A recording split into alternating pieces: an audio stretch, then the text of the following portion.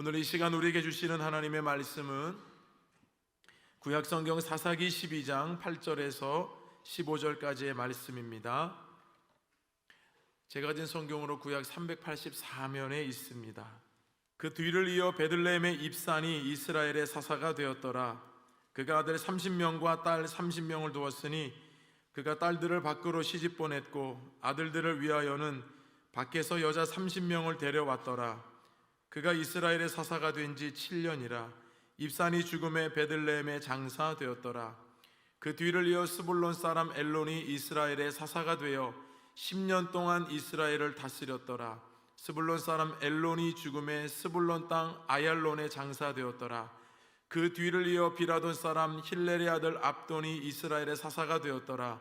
그에게 아들 40명과 손자 30명이 있어 어린 나귀 70마리를 탔더라. 압돈이 이스라엘의 사사가 된 지 8년이라. 비라돈 사람 힐렐의 아들 압돈이 죽음에 에브라임 땅 아말렉 사람의 산지 비라돈의 장사되었더라. 아멘. 2020년 첫 번째 금요 성령 집회 나오신 여러분 모두에게 하나님의 은혜와 축복이 함께 하시기를 바랍니다. 여러분 올 한 해도 금요 성령 집회를 통해서 하나님이 여러분 모두에게 큰 은혜를 부어주실 줄로 믿습니다. 사모하고 기대하는 마음으로 올라오시고 그리고 이 마음이 정말 올 연말까지 그대로 이어져서 순간순간 하나님 주시는 그 은혜와 풍성한 축복을 누리시기를 바라고, 또 한 주간 동안에 직장과 가정과 학교에서 많이 스트레스도 많이 받으시고 힘들고 어려운 시간들을 많이 보내시고 올라오셨을 텐데, 말씀 들으면서 또 함께 기도하면서 찬양하면서 그 여러분들의 마음이 하나님께 그대로 올려지기를 간절히 소망합니다. 우리는 작년 12월 21일에 우리 금요 성령 집회를 통해서 사사의 말씀을 계속 이어가고 있었습니다. 입다에 관련된 말씀을 우리가 같이 나누고, 특별 새벽 기도를 하면서 잠시 중단이 돼서 다시 또 사사기 말씀으로 들어오기 때문에 입다의 말씀이 사실은 사사기 내용 중에 많이 기록이 되어 있습니다.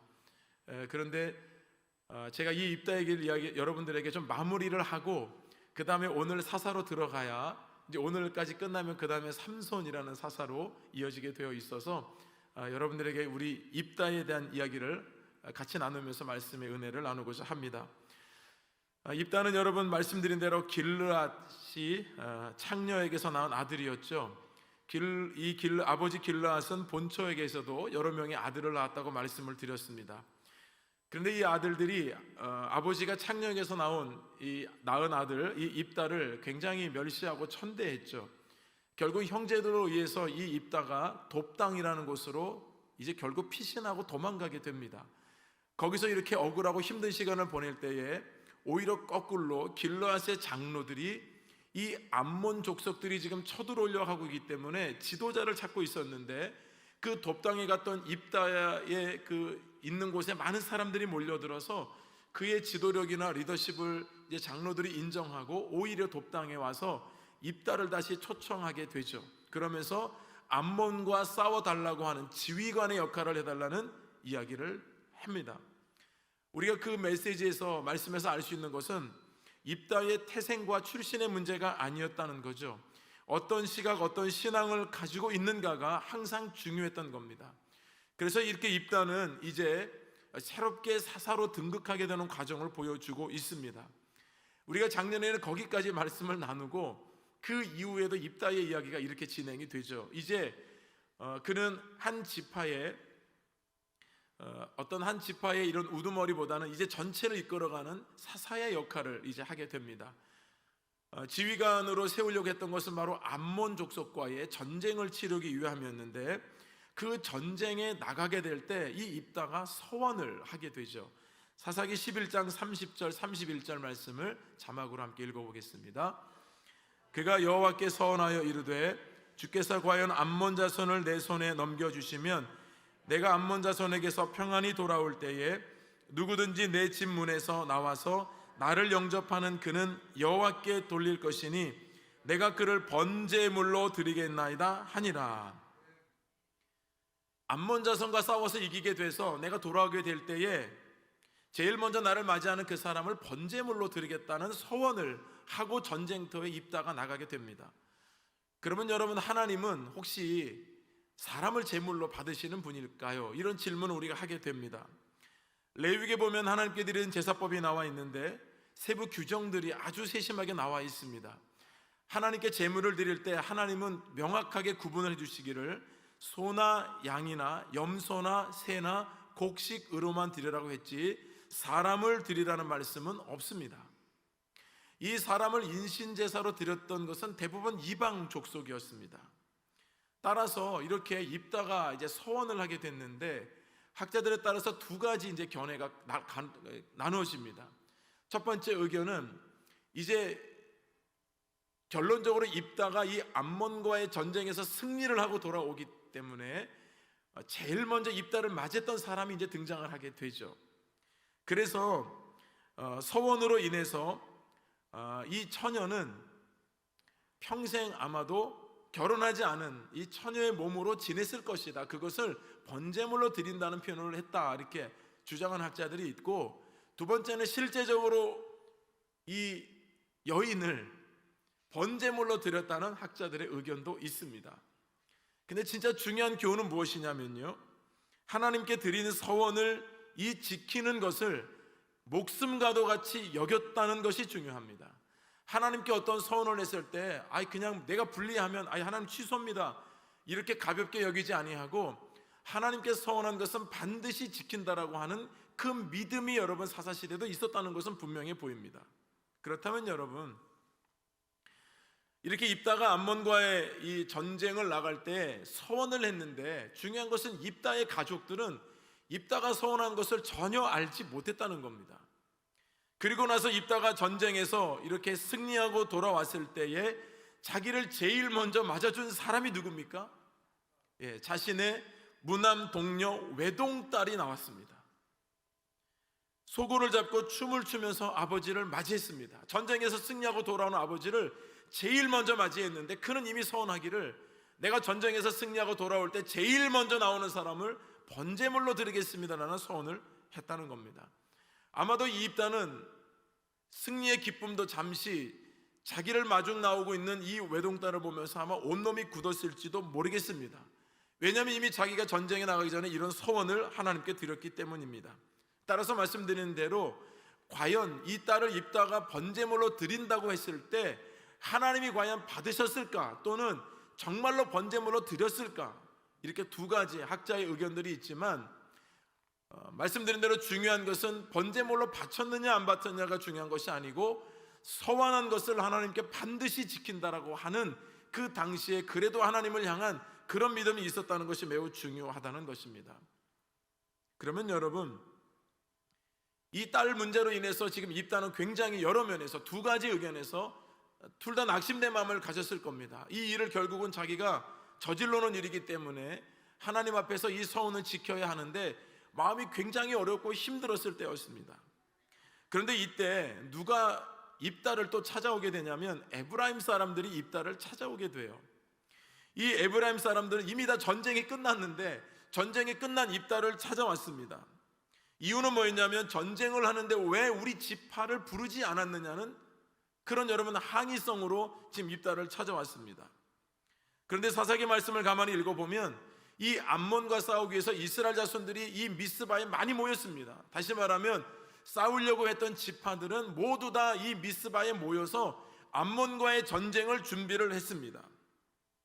그런데 왜 이 에브라임 사람들이 이 전쟁에 나가지 않았는지는 성경에 말씀하고 있지 않지만 자신들은 마치 입다가 부르지 않아서 우리 지파를 당신들이 부르지 않아서 우리가 나가지 않았다는 주장을 하는지는 몰라도 왜 그들이 그렇게 주장하는지, 그리고 그 주장이 정말 타당한 것인지는 성경이 말씀하고 있지는 않습니다. 그러면 왜 이 에브라임 지파는 전쟁에서 승리하고 돌아온 입다를 찾아왔을까요? 저는 그 이유는 전쟁에서 승리하게 되면 상대편의 전리품을 다 갖게 되어 있지 않습니까? 따라서 이 에브라임 지파도 설마 길르앗 사람이 저 암몬과의 이 전쟁에서 승리를 할 수 있을까라는 여러분 그런 반신반의한 마음으로 아마 전쟁에 참여하지 않았던 것 같은데 막상 전쟁을 하고 보니까 이 길르앗 사람들이 전쟁을 이겼단 말입니다. 엄청난 암몬의 이 전리품들이 있는 것을 보면서 아마도 에브라임 지파가 그것 때문에 사실은 목적을 가지고 입다를 찾아온 것이 아닌가 싶습니다. 여러분, 왜 이런 얘기들을 지금 사사기에 기록해 놓고 있을까요? 지금 이 모든 지파들은 사실 그리스도 안에서 형제들이에요. 그런데 이런 작은 일이 있을 때마다 부딪혔습니다. 자기 지파가 유익하냐 유익하지 않냐, 뭘 더 얻었느냐 얻지 않았느냐, 상대방을 돌아보지 않고 그럴 겨를도 없이 항상 자기 지파의 중심적인 모습을 이미 사사시대 때는 12지파가 형제의식이라는 생각은 이미 온데간데 없고요, 항상 이렇게 자기 지파 중심적으로 살고 있는 모습을 이 사사기 기자는 지금 드러내 보여주고 싶었던 것입니다. 문제는 여러분, 이제는 외부와의 전쟁이 아니라 내부와의 전쟁이 문제가 되었습니다. 이렇게 이스라엘 공동체 안에서 서로 간의 연대의식이 점점 허술해지더니만은 이제는 결국 이 공동체가 점점 분열하게 되고, 언제 어디서나 주도권을 다투게 되고, 언제 어디서나 자기들의 모든 주장을 먼저 앞세우려고 하는 이런 모습들이 사사시대 가운데 아주 팽배했다는 것입니다. 그런 가운데 이 에브라임의 이야기를 이 사사기에 넣은 이유가 있습니다. 왜냐하면 여러분, 이 에브라임과 그래서 길르앗이 결국은 서로 양보하지 못하고 이제 부딪히게 됩니다. 암몬과의 전쟁이 끝난 지 얼마 되지도 않았는데 이제는 내부와의 전쟁이 시작된 거예요. 길르앗에 있는 사람들과 이 에브라임 지파의 사람들이 서로를 이해하지 못하고 이제 여러분 전쟁을 내부 안에서 벌이기 시작합니다. 결국 이 길르앗 사람들이 에브라임 사람들을 이겼습니다. 그리고 에브라임 사람들이 엄청나게 많이 자기들이 이제 도망가기 시작했습니다. 그런데 이 전쟁을 치렀던 이 길르앗 사람들이 아주 자신만만해서 먼저 그들이 건너가게 될 이 요단강 나루토에 먼저 가서 기다리고 있었습니다. 에브라임 사람들이 그 요단강을 건너가야 하기 때문에 그 나루토에 올 수밖에 없었던 거죠. 그때 여러분 어떤 일이 있었습니까? 우리 사사기 12장 6절에 있는 말씀을 함께 읽어보겠습니다.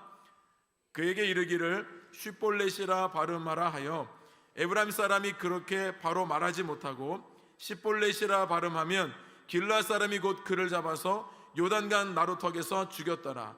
그때 에브라임 사람의 죽은 자가 42,000명이었더라.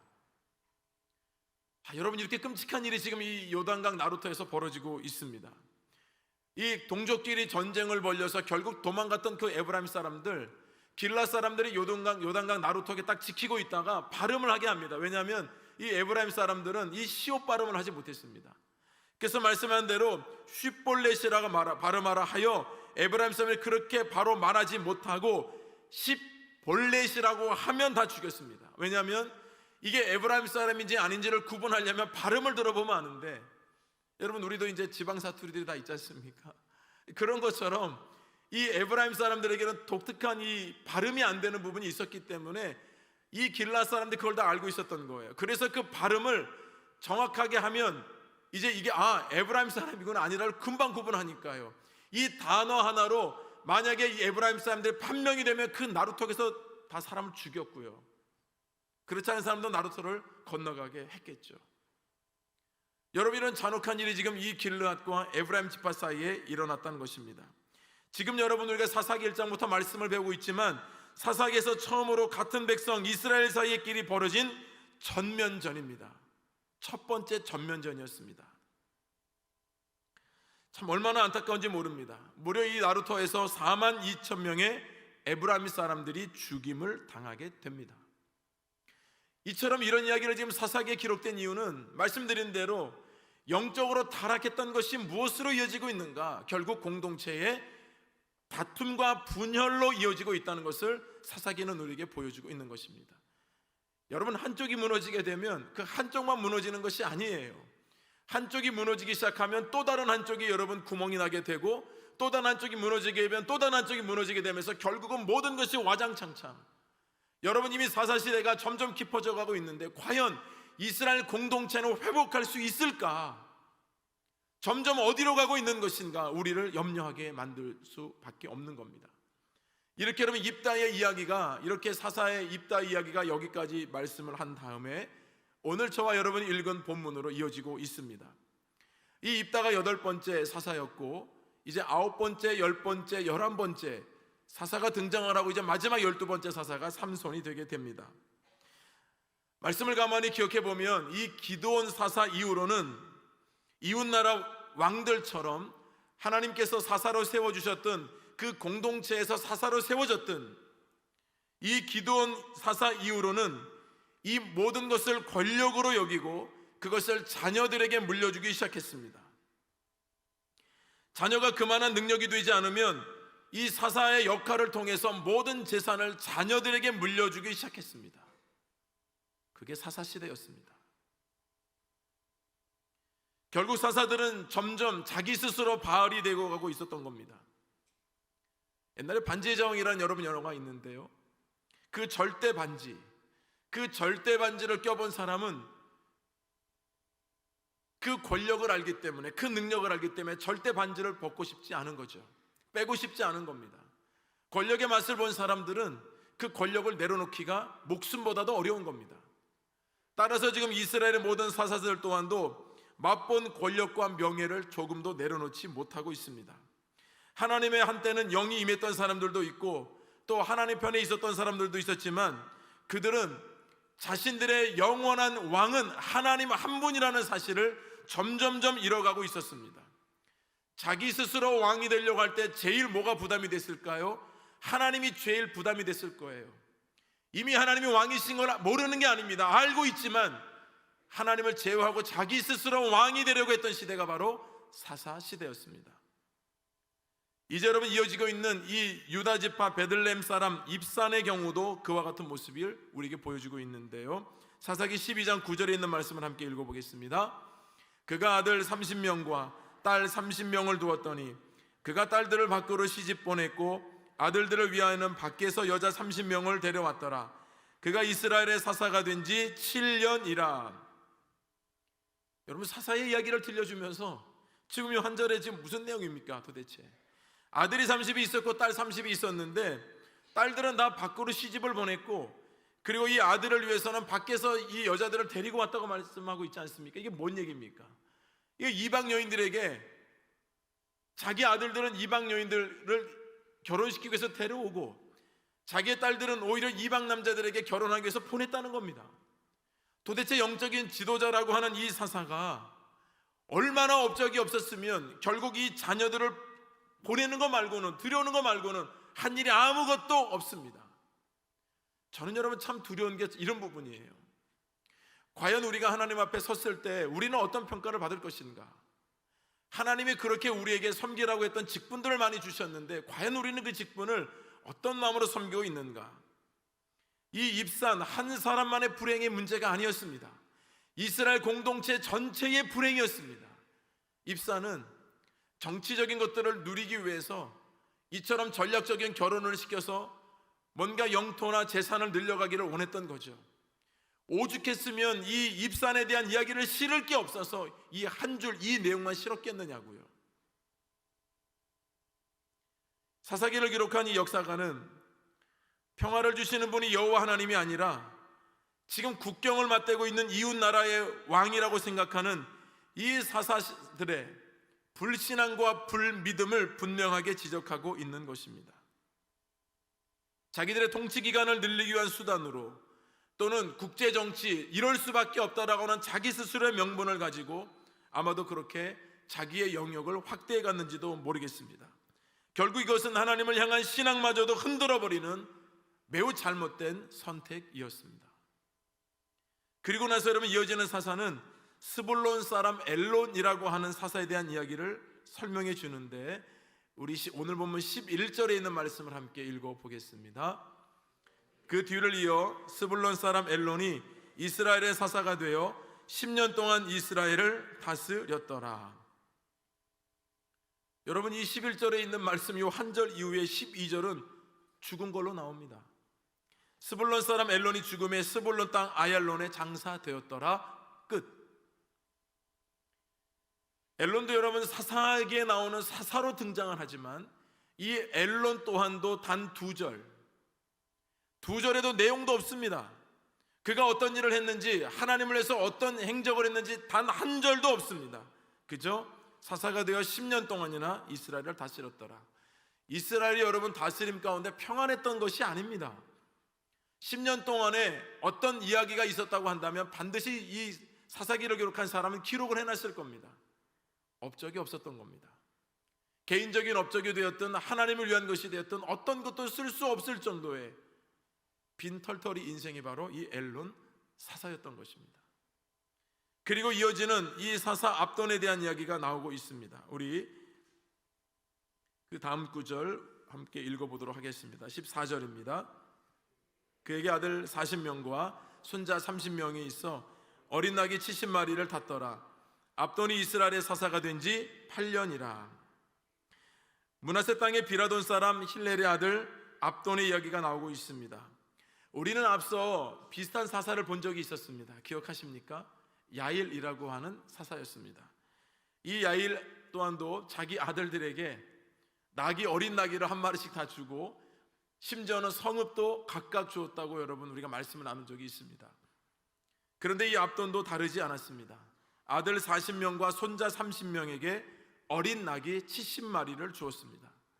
여러분, 이 어린 낙이는 당시 큰 재산과도 같기 때문에 그 재산을 주었다는 것은 어쨌든 사사가 막대한 재산을 가지고 있었다는 거 아니겠습니까? 그 당시 사람들은 상상할 수 없을 정도의 이런 재산을 가지고 있으면서 그 이스라엘 공동체와 민족과 하나님께서 이 율법을 통해서 말씀하신 객과 고아와 과부를 위한 나눔에 대한 이야기는 단 한 구절도 없이 그저 자기 자녀에게만 모든 것을 준 사사로 기록해주고 있다는 것입니다. 이 세 명의 존재에 대한 설명은 이 이외에는 없습니다. 그들의 삶을 자세하게 전해주지 않는 것은 말씀드린 대로 긍정적으로 기록할 만한 어떤 단서도 없다는 것을 말씀해주고 있습니다. 마치 제가 이 말씀을 묵상하면서요, 이 세 사람 사사는 정말 직업처럼 살았구나라는 생각이 듭니다. 사명감이나 소명감으로 그 사명을 받던 것이 아니라 마치 직업처럼, 그래서 자기 배만 배불리하고 자기 자녀들에게 그 모든 것들을 물려주는 그런 정말 이기적이고 하나님 마음에 전혀 합하지 않는 사람으로 살았던 것밖에는 기억이 되지 않습니다. 이 세 사람에게는 다른 사사들에게 보여지는 구원하였다라고 하는 이 단어가 단 한 절도 나오지 않습니다. 그렇다면 여러분, 이 사사기의 이 기자가 이렇게 사사의 이야기를 우리에게 들려주고 있는 이유가 무엇일까요? 점점 사사들이 욕심으로 물들고 점점 하나님의 말씀과는 멀어지고 있다는 것을 우리에게 고발하기 위함입니다. 정말 브레이크 없는, 지금 속도는 최상위로 올라와 있는데 브레이크가 없는, 근데 내리막길을 지금 가고 있는 모습이 사사시대의 모습입니다. 오늘날 시대의 나라와 민족 또 역사를 바라보면서 우리는 어디에서 교훈을 얻을 것인가? 우리는 이 사사기의 말씀을 통해서 오늘날 우리 민족과 나라와 열방을 다시 보게 됩니다. 뿐만 아니라 우리 자신, 한국 교회, 우리 교회 함께 보게 됩니다. 왜 하나님께서는 영적인 혼탁한 이 사사시대를 그냥 두셨는가? 그냥 두신 것이 아니라 언제나 하나님은 그들이 하나님 품으로 돌아오기를 누구보다도 원하셨지만 그들은 이처럼 어느 것 하나가 무너지기 시작하자 그들은 한 번 저지른 범죄를 두 번 다시 저지르는 것에 두려워하지 않았고, 두 번 저지른 범죄를 그 다음 세 번 저지를 때도 전혀 두려움이 없는 그런 모습으로 치달아가면서 이제는 이스라엘 공동체는 정말 어느 것 하나 손댈 수가 없을 정도로 정말 참혹한 내리막길을 걷고 있는 모습을 우리에게 보여주고 있습니다. 과연 사사기가 어떻게 끝날지 염려가 되지 않을 수 없습니다. 그러면서 오늘날 우리 시대를, 우리 자신을 한번 다시 통찰해 보게 됩니다. 우리가 영적으로 견고하게 서야 하는 이유도 여기에 있어요. 왜 우리가 교회라는 주제로 2주간 동안 말씀을 나누었는가? 말씀드린 대로 교회는 건물이 아니기 때문입니다. 교회의 자랑은 성도들이지 다른 것이 아닙니다. 나 한 사람이 예수 그리스도의 말씀으로 말미암아 거듭나게 될 때 하나님께서는 나를 통해서 일하실 일이 많으십니다. 내가 하나님의 축복의 통로가 되어서 귀한 사명을 감당하면 더 많은 일들이 하나님이 나를 통해서 펼쳐가시지만 내가 오히려 방해가 되는 것은 아닌지 늘 염려가 되는 겁니다. 저는 제 자신의 교회가 부흥하는데 방해가 되기를 원치 않습니다. 정말 두렵고 떨리는 마음으로 하나님, 제가 교회의 부흥을 혹시라도 방해하는 사람이 되기를 원치 않습니다. 하나님의 교회는 하나님이 이끌어 가시기 때문에 누구나 다 항상 하나님 앞에 엎드려야 합니다. 사사시대는 스스로 왕이 되고자 했던 시대입니다. 자기 스스로 왕이라고 생각하고 하나님이 계심에도 불구하고 하나님을 왕으로 인정하지 않고 모든 생각, 판단, 결정, 모든 행동을 자기 스스로 왕처럼 결정하고 했던 시대가 바로 사사시대였습니다. 하나님께 묻지 않고 사는 삶은 내가 스스로 왕이 되고 있는 삶입니다. 하나님께 적은 일이라도 묻지 않고 선택하고 결정하는 것 또한도 하나님을 왕으로 인정하지 않는 삶입니다. 사랑하는 우리 목민의 성도 여러분, 하나님을 온전한 왕으로 삼으시기를 주님의 이름으로 축원합니다.